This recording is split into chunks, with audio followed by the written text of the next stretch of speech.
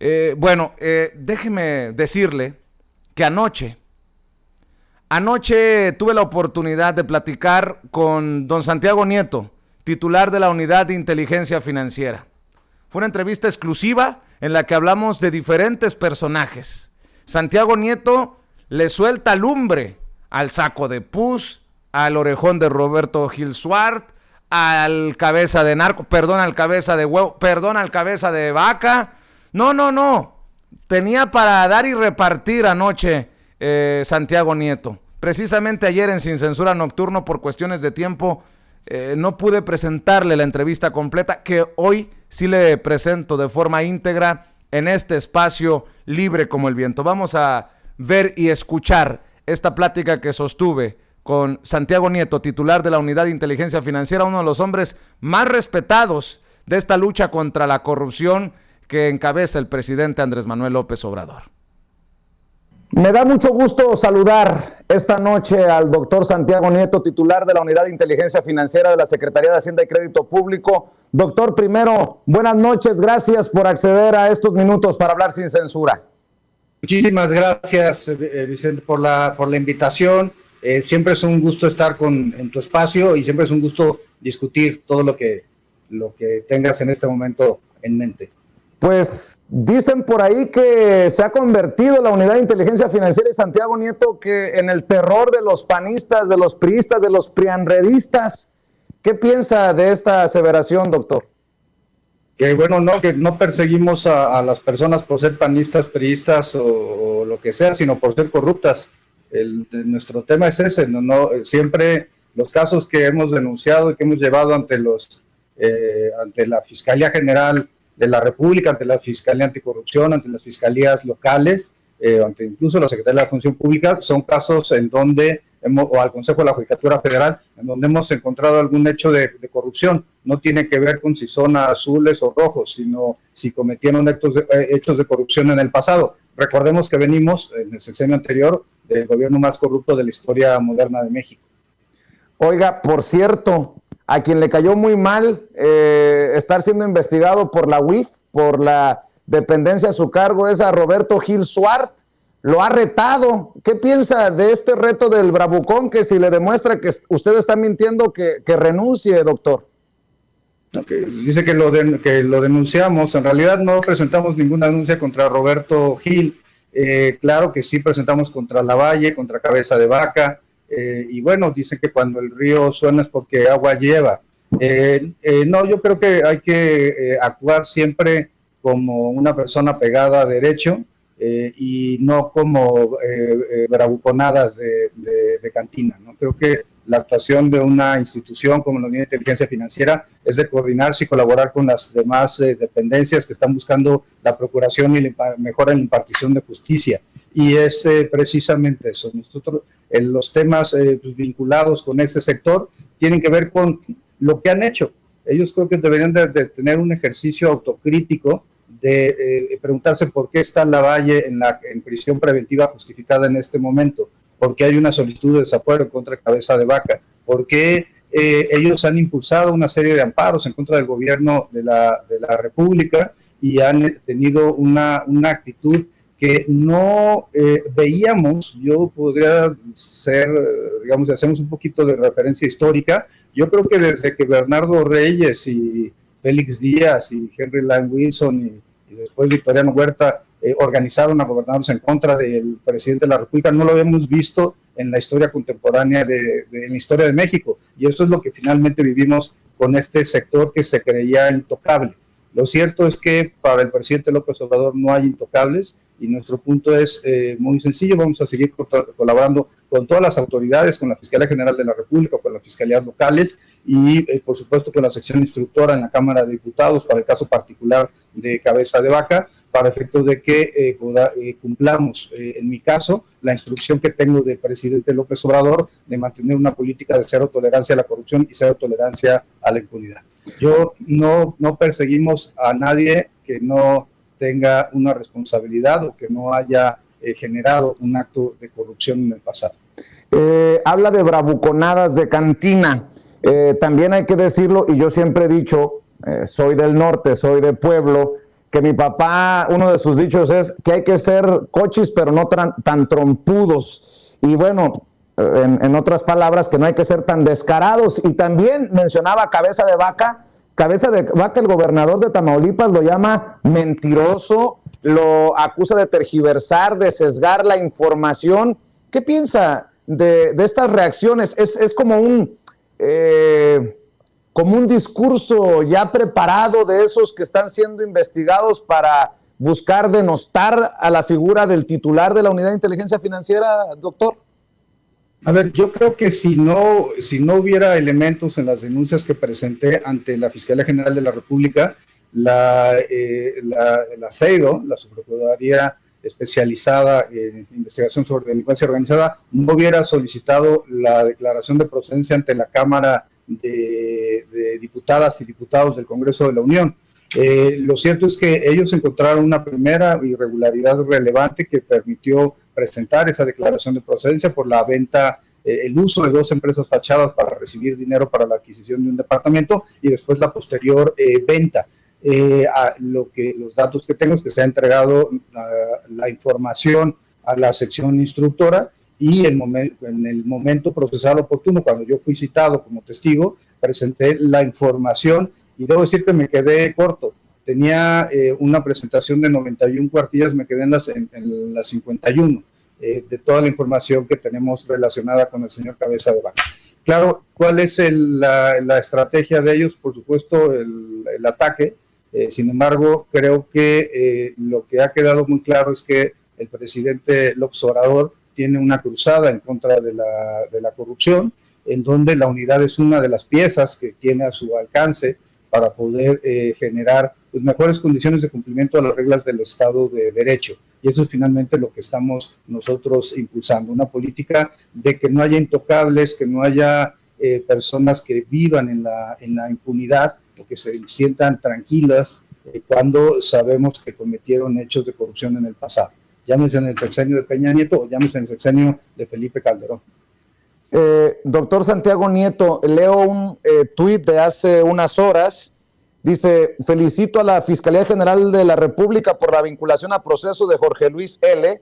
Todo el mundo sabemos quién está vinculado a proceso, un panista, ex senador panista, imputado por los delitos de asociación delictuosa, cohecho y operaciones con recursos de procedencia ilícita.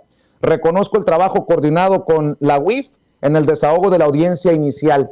Esto marca ya una mejor relación con la Fiscalía. ¿Podemos esperar la caída de más personajes? ¿Se está investigando a más de estos personajes en torno a los sobornos por la reforma energética de Peña Nieto, doctor? Sí, a ver, creo que primero pues, reconocer el trabajo de la Fiscalía General de la República es algo muy importante. Nosotros presentamos una denuncia ante la Fiscalía Anticorrupción. En particular, en este caso fue SEIDEF, la Subprocuraduría de Delitos Federales, quien solicitó la audiencia inicial, pero nos otorgó el carácter de ofendidos para poder participar en el proceso penal en razón de que el delito de operaciones con recursos de procedencia ilícita requiere como requisito de procedibilidad la presentación de una denuncia por parte de la unidad. Yo reconozco la labor que se desarrolló. Ellos lograron acreditar la entrega de 53 millones de pesos. Nosotros en la carpeta que se encuentra en la Fiscalía de Corrupción habíamos denunciado además otros hechos relacionados con el ex senador Lavalle, pero nuevamente es el mismo enfoque. Se trató de una serie de pagos para efecto de que se aprobaran una serie de reformas que en realidad poco han tenido de impacto en el mejoramiento de la vida de la sociedad mexicana y por el contrario sí han generado mayores alas de corrupción. Lo que nosotros hemos encontrado en este discurso sobre la energía eólica, en esta serie de amparos, controversias constitucionales, en el planteamiento de que los gobernadores de la Alianza Federalista contrataran un despacho en particular para hacer todas estas demandas, creo que no tienen que ver con la energía limpia. Ellos no están buscando energía limpia, lo que están buscando es que se contraten a sus ranchos, sus espacios geográficos donde ellos son los beneficiarios finales, a partir de traer a empresas extranjeras para efecto de sí cumplir en esa función tan importante que es la generación de energía limpia. Por tanto, el debate que tenemos en realidad es un debate respecto a la corrupción, a utilizar mecanismos y algo que Gafi nos está ordenando identificar. En México, la Secretaría de la Función Pública y la Unidad de Inteligencia Financiera formamos parte de un grupo de trabajo para poder generar que lo encabezamos en México, para poder generar un padrón de beneficiarios finales, identificar a quiénes son los beneficiarios finales de temas de corrupción o temas de delincuencia organizada, particularmente de tráfico de drogas. Y eso es una de nuestras principales encomiendas para cumplir con las recomendaciones de Gafi y para cumplir también con un objetivo central de la política de este gobierno, que es el combate a la corrupción y sobre todo lograr al final del día la extinción de dominio. Creo que ese es el punto más importante, que podamos recuperar para el Estado mexicano, para la sociedad mexicana, los recursos que se fueron, por ejemplo, en temas vinculados con corrupción. Hay declaraciones en torno también a el arresto preventivo del ex senador panista Lavalle. Por ejemplo, el ex senador panista, ya no sé si es panista o priista, el prianista Javier Lozano, que llama patrañas estos casos. Yo digo, lo digo yo, conste que lo digo yo, es mi opinión, que lo hacen para desviar la atención. ¿Patrañas o no patrañas, doctor? Y muchos se preguntan, ¿quiénes son los otros que están siendo investigados? No pretendo afectar los procesos, pero se puede hablar de algunos nombres, de un grupo de exlegisladores, como el caso de Javier Lozano. Creo que es muy claro la postura de este grupo, de este clan, de buscar autoprotegerse y buscar descalificar. Pero vuelvo a lo mismo, hay una entidad del Estado mexicano, la CEIDO, que encuentra elementos suficientes para llevar la denuncia de la UIF ante la sección instructora. Hay una sección instructora que lo vota y hace el análisis correspondiente. Tenemos otra subprocuraduría que finalmente logra la vinculación a proceso, y esto, perdónenme, pasa no por las manos solamente del Ministerio Público. El Ministerio Público ejerce la acción penal, pero es un juez además designado por el Consejo de la Judicatura, integrado por magistrados, por el ministro presidente, por personas de una reconocida honorabilidad, son los que designan a estos jueces, y estos jueces fueron los que aprobaron la vinculación a proceso, en este caso en particular del ex senador Lavalle, pero en cualquiera de los otros casos de corrupción que se han ido desarrollando a lo largo del sexenio de la administración del presidente López Obrador. El combate a la corrupción es una prioridad, y bueno, tenemos casos en donde se ha llegado a la cárcel. Hay otros casos donde, el caso de Lozoya, les dieron un criterio de oportunidad por la información que él proporcionó a la Fiscalía General de la República, y bueno, pero tenemos también otros casos en donde incluso han tenido que renunciar a los cargos públicos personas muy cercanas al expresidente Peña Nieto, como Medina Mora, como el caso de Romero de Champs, que son otras variables de conseguir el combate a la corrupción. Soy un convencido de que hay que combatir también la impunidad, y eso solamente se logrará en la medida que los responsables lleguen ante los tribunales. En el caso de Romero de Champs, ¿qué se está investigando? Y pregunto, ¿qué se está investigando? Porque pues los mexicanos de abajo, los de a pie, quisiéramos que se le investigue hasta por debajo de las piedras, diría Rosario Robles, doctor. Sí, eso, Romero Champs fue denunciado. Presentamos 2 denuncias ante la Fiscalía General de la República. Presidente López Obrador lo hizo público hace unas semanas, en donde habló de 309 millones de pesos que se habían detectado en movimientos irregulares. No es la única cantidad, pero sí es una cantidad que fue denunciada. Encontramos inmuebles en Estados Unidos, adquisición de yates, pagos a familiares del señor Romero Champs que no trabajaban en Pemex o no trabajaban en el sindicato petrolero y recibían recursos, dinero de gasolineras, transferencias internacionales, pago de tarjetas de crédito, tanto en México como en el exterior. La verdad es que formó parte de un modelo de absoluta impunidad, y creo que esto es algo que evidentemente tiene que cambiar, y que ha sido importante que haya dejado ya su espacio en Petróleos Mexicanos, en el sindicato, y que, bueno, por supuesto que sigan las investigaciones en los ámbitos donde tengan que moverse. Sí está consciente el doctor Santiago Nieto de la gran confianza del pueblo de México, del pueblo que obviamente respalda la gestión del presidente Andrés Manuel López Obrador, que es la mayoría de acuerdo a todas las encuestas. ¿Está consciente Santiago Nieto? Y se lo pregunto porque, en efecto, pareciera que no hay protegidos, que no hay intocables. Estaba leyendo que la UIF presentó una denuncia por trata de personas y por explotación sexual en Zona Diva, Sol y Gold, por los secuestros de niñas en Puebla y Tlaxcala, el caso Kamel Nasif, La Luz del Mundo, en fin, anda en todo, doctor, y esto abona precisamente a la confianza de esa gente que quiere la transformación de México y quiere una lucha efectiva contra la corrupción. Sí, el presidente López Obrador creo que es el gran artífice de todo lo que estamos viviendo, de la transformación en los programas sociales, de la transformación en el ámbito de la austeridad en el ejercicio público y, por supuesto, en esta construcción de mecánicas de combate a la corrupción.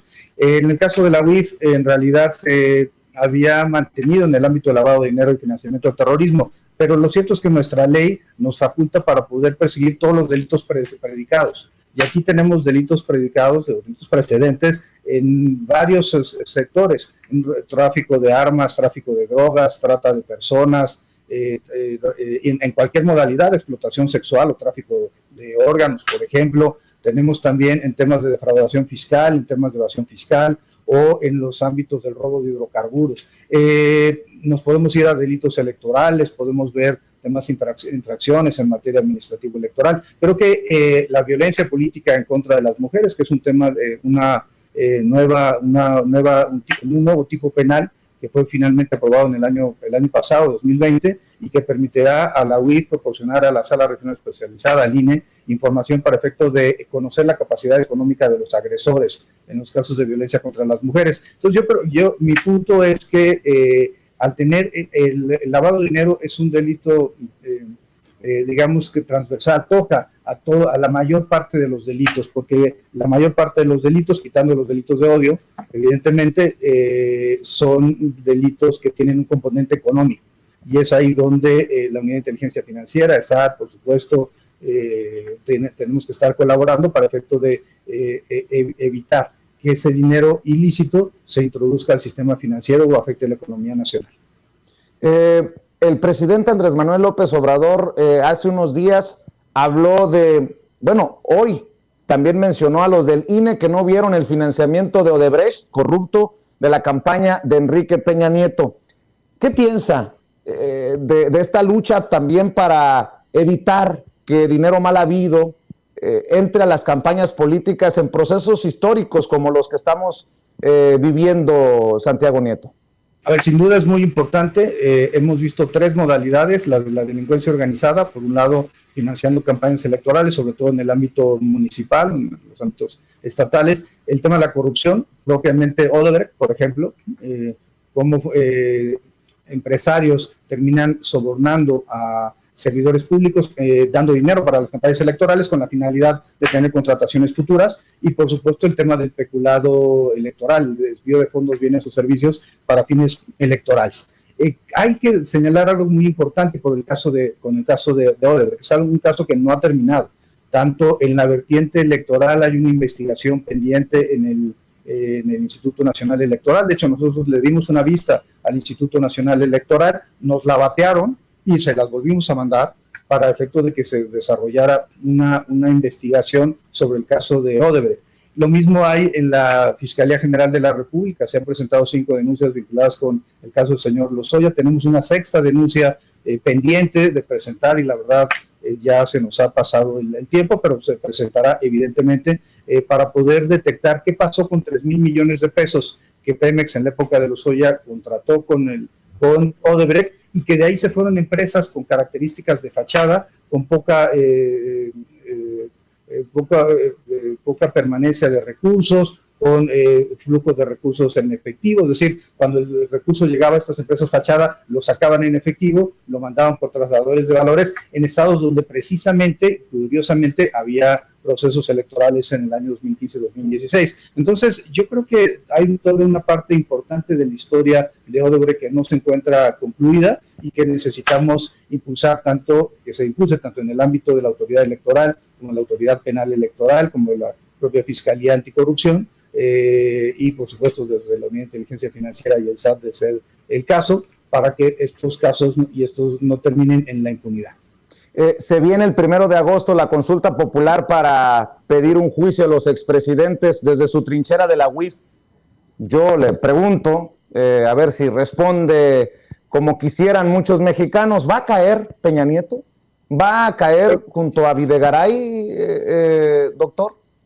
El presidente ha dicho que respetará la voluntad popular en esa consulta, que como sabemos la Suprema Corte de Justicia de la Nación hizo una variación a la pregunta, dejándola en términos más genéricos. Pero nosotros, lo que yo quiero hacer en lo particular es pasando evidentemente la jornada electoral, para que esto no se vea como un asunto electoral, cuando pasamos las elecciones, sí empezar a difundir la necesidad y la importancia de que la ciudadanía mexicana participe en la consulta popular.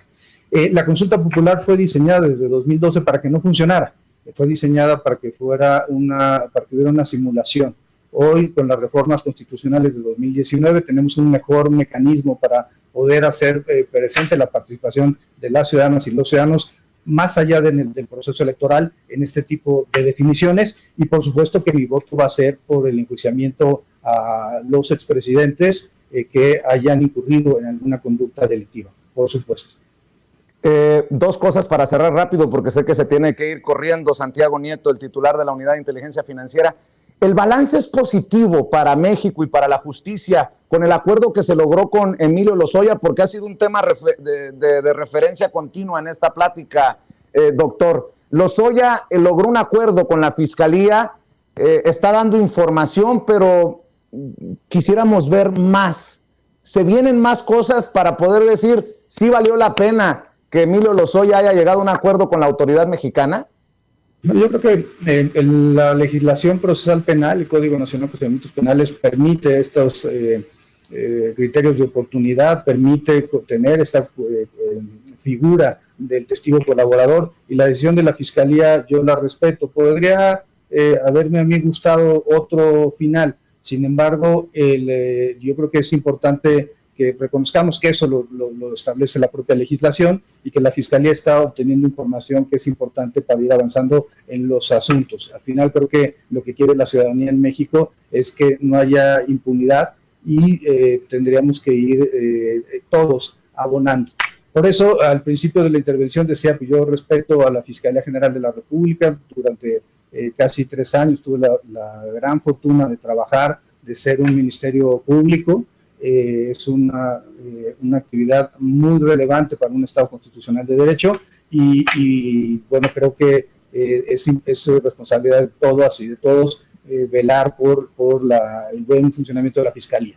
No me gustan algunas de las reformas que se han planteado, por supuesto, lo he hecho también público, y creo que se vale tener este tipo de diferencias, pero creo que pues, hay que respetar a la institucionalidad, porque al final del día lo que necesitamos es reconstruir el Estado de Derecho, reconstruir las instituciones. Un poco el mensaje de la secretaria de Gobernación de hace unos días, pero siempre la posición del presidente López Obrador de que es necesario que vivamos el cumplimiento de la ley y tener una nueva cultura cívica y una nueva ética del servicio público. Siempre te he reconocido, doctor, que no te quedas callado y que dices lo que piensas. Es absolutamente despreciable la presión a los consejeros electorales. En un tema toral, un tema mediático, le entras con tu opinión acerca de esto que ha ocurrido en torno a las decisiones de los consejeros del INE y las candidaturas de Morena. ¿Se te atribuye esa declaración? ¿Es tuya?